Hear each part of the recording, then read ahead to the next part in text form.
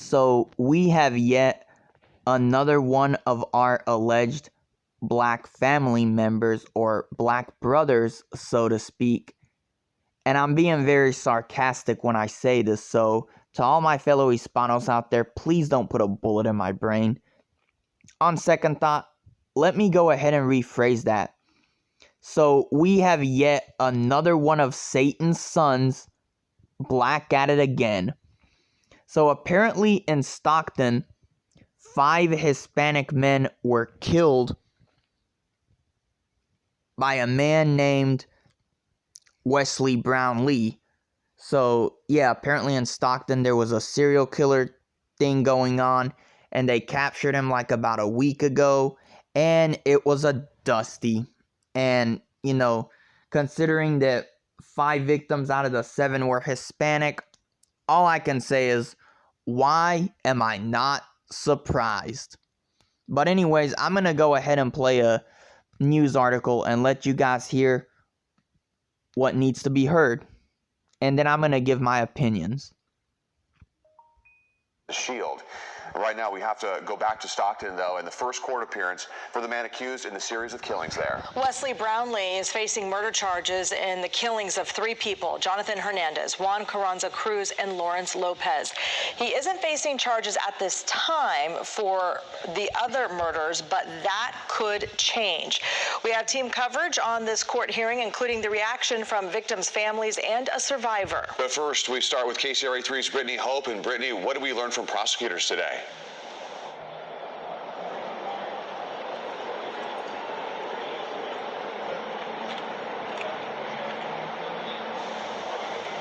We learned a lot more about who Wesley Brownlee is. We learned for the very first time today that he is a truck driver. Officials say he lived mainly in the Bay Area, but had just recently moved to Stockton.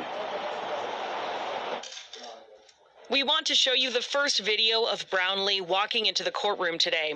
Right now, he is facing 3 murder charges in connection to the murders of Jonathan Rodriguez Hernandez, Juan Carlos Carranza Cruz, and Lawrence Lopez. He's also charged for being a felon in possession with a firearm and for having ammunition, too.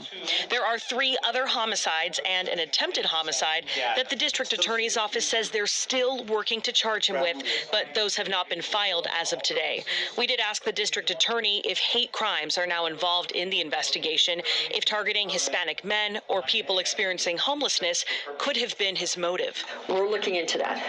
That's still part of the ongoing investigation, and that there is a potential there could be additional charges in that arena as well. So we're developing that evidence. The defendant was apprehended by the Stockton Police Department and was found to have a firearm. That firearm is commonly known as a ghost gun. Officials also said in court for the first time today, a ghost gun was used in the 3 homicides that Brownlee is currently charged in. We asked the police chief if he thinks Brownlee could have been linked to other shootings in the city, too. Well, we're going to stay tenacious. We don't know how many cases there are. That's why we still have our tip lines. That's why we're still partnering with our neighboring agencies. That's why we still have this incredible all-star team of a task force, just so we can overturn every stone and see what we have out there. Yeah, so really we're learning that this investigation is still in its early stages. As what comes next for Brownlee, we know he's going to be held without bail because the judge and prosecutors believe that he is too much of a violent risk to the community. Looking forward to his sentencing. Of course, that's a long time down the road. Right now, he's facing a minimum of life in prison and a maximum of death. We're live in Stockton. Brittany Hope, KCRA 3 News. And Brittany, we know that Brownlee did speak in court today. What did he have to say? So he didn't really say much. He was very quiet. He said that he understood the charges against him, and he did say that he wanted an attorney. I did try to speak with some of his family members and loved ones who were here during the hearing, and at this point they said they do not want to speak with media. Ty? All right, Brittany Hope live for us outside the courtroom. Thank you. After the suspect appeared in court, we heard from several family members whose loved ones were killed. KCRA 3's Maricela de la Cruz continues our team coverage, joins us live from Stockton. So Maricela, you spoke with some of those families. What did they have to say? Yeah, well, it was very emotional. Several families showed up today, and most of them didn't want to speak on camera, but we did speak to the family of Lorenzo Lopez. His brother, Jerry Lopez, and his mother, Pauline Lopez, were out here, and again, it was emotional. At one point, his brother, Jerry, did cry a little bit, and from what we know was that Lorenzo Lopez, that murder was connected to this investigation. He was killed on August 27th, and the Lopez family, they were in the courtroom during the hearing this afternoon. They were listening to the charges against Brownlee, and they thanked the Stockton Police Department and the entire community for the arrest that came over the weekend. His brother Jerry told us that he couldn't even make eye contact with Brownlee during the hearing, and he also took some time to talk about the work that needs to be done here in Stockton to try to reduce the crime. Let's go ahead and listen to them. Really have a heart of gold. Thank you, Stockton Police Department. Thank all the community. The homeless community even stepped up, and I was really glad to see that they came through and they were trying to do what they could do to help out my brother and all the other victims that were involved in this.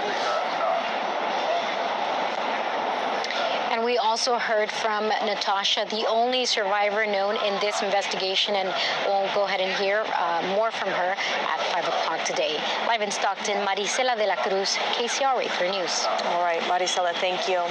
Stockton police say just because the arrest was made in the string of serial killings does not mean the investigation is over. As you heard them mention, they're encouraging people to still submit tips through the department's tip line. That number is on your screen. It's area code 209-937-8167. You can also email them information at policetips@stocktonca.gov. Okay, so you guys heard all that, and I don't understand how this isn't being treated as a hate crime. It's very obvious that this Naker had a disdain for Hispanic men. Most Nakers do. You imagine if a Hispanic guy killed 5 Dusties? Oh man, like they would be, this wouldn't even just be like the local news. This would be all over Good Morning America, you know, Fox News, CNN. And then of course you'd have all these Dusties whining and crying about how bad immigration is for this country, regardless of whether or not the Hispanic killer was legal or not. You know what? If it was a white guy that was the killer, they would have, you know, put him out on blast too. But since it's a Dusty that did it, of course they're going to try and keep this under wraps as much as possible. But real ones already know the deal. This incident is just further proof that there is no black and brown unity. I've been saying that for the longest. And I find it funny how, you know, Radical Latino and the rest of the Latinxer group isn't, you know, saying anything about this at all. But this is one of those stories that just really angers me to the point that this man needs to die. Brownlee needs to die. And when they put him in prison, hopefully the SAs, the Norteños, the Bulldogs, somebody will get his ass, hopefully. I really hope they do. Hell, I would be as far as to, you know, willing to go in a room with Brownlee, have them lock the room with just me and him in it. Because I guarantee you, he would not be coming out alive. I put it on all the Hispanos, and I put it on God. But hopefully, for now, all I can do is hope that hate crime charges will be filed against Brownlee the Naker. Thank you everyone for watching. Evil Dork out.